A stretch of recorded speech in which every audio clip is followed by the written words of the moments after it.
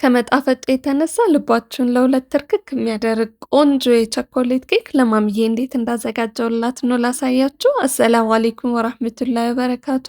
በመጀመሪያ 3 የሾርባ ማንኪያ ቡና፣ 1 ኩባያ የፈላ ወተት እና ግማሽ ኩባያ ስኳር አድርገን በደንብ ካዋሃድን በኋላ 1/3ኛ ኩባያ ዘይትና 1/4ኛ ኩባያ እርጎ፣ 1 የሻይ ማንኪያ ቫኒላን ጨምርና በደንብ አድርገን እናዋህዳለን።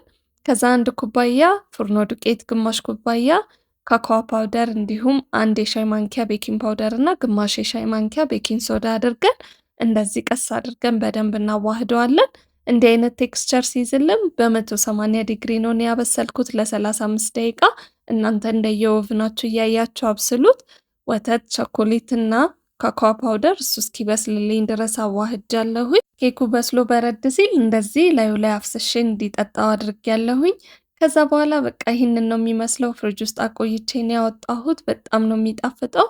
እናንተም ሞክሩት፣ ትወዱታላችሁ። ባይ